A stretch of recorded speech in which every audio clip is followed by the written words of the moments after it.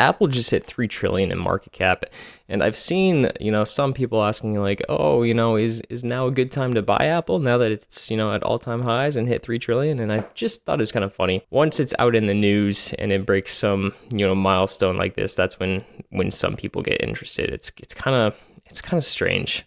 Makes me question things. So I thought it'd be a good time just to revisit my Apple valuation and just do a really brief overview of the valuation that I have and what I'm going to be looking at, and kind of what I think the market's kind of pricing in the future, and the areas that I would potentially be interested in, and just to kind of revisit Apple as an investment. So we can see from my previous evaluation that I had pretty low buy points for Apple. It's targeting about a 17.5% KGAR, and a very bullish buy price was 165, bullish buy price was 117, base buy price was 85, bearish 63, very bearish 48. And that was probably a little bit too bearish or extreme. But let's go ahead and jump over to the evaluation and see what we come up with now. I like to revisit things and see, was I too optimistic, too pessimistic, and kind of make changes as I go. So let's just dive on into it. Now we can see that Apple has maintained really high multiples.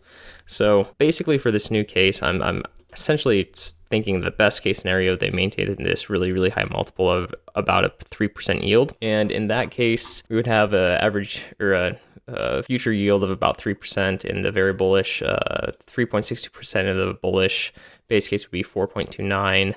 Bearish would be 5, very bearish would be 602. So I'm being a lot more optimistic on this one. From the bottom line growth, they've got revenue growth of about 11.46%, but their net income and bottom line growth has been higher as they've had some decent margin expansion over the last, several years.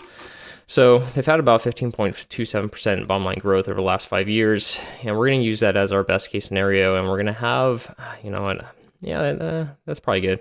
We're going to have a decent drop down. Actually, I'm going to change that to 20%. So we're going to have a decent drop down from 15.27 to 6.25% average growth over the next 5 years. Base case, that puts us right around 10%.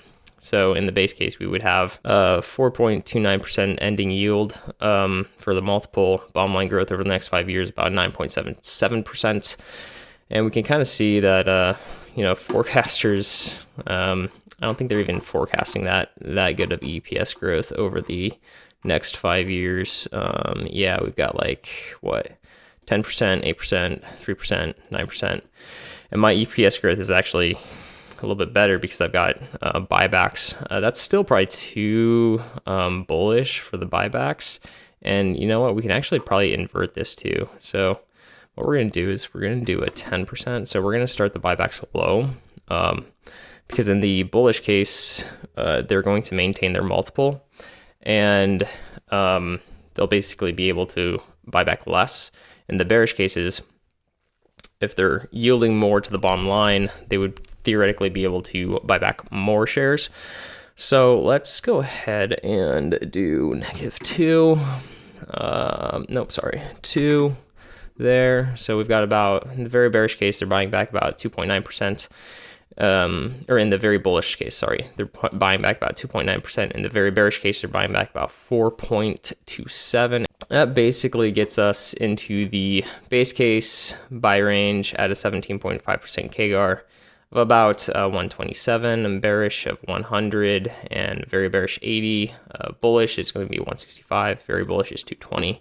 5-year targets in the bearish case would be lower than what we're at now, 183. In the bearish case, it would be 228. In the base case, 290. Bullish case, 378. Very bullish case, 504. So what we can do to what I'm going to do to kind of see where the market is kind of pricing this in is start changing my target rate.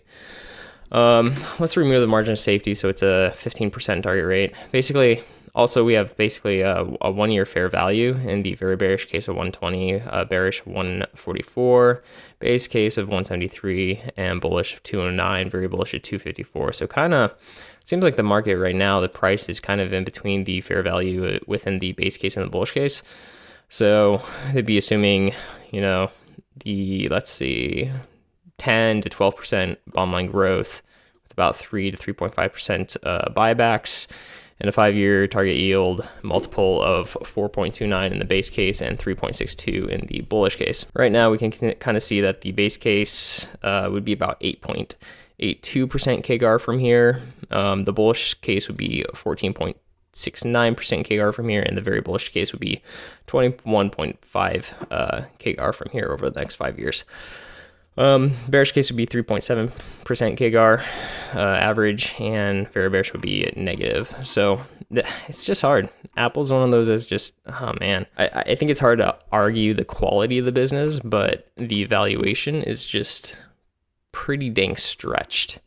So, and they've experienced so much share price increase from the last, 10 years just in multiple expansion. We see their yields going from about 9% to 3.2%. So a lot of that equity price increase is just from multiple expansion over the last decade. So yeah, about what, 2/3 of that is probably just from multiple expansion. So yeah, I have not really changed my mind too much on Apple.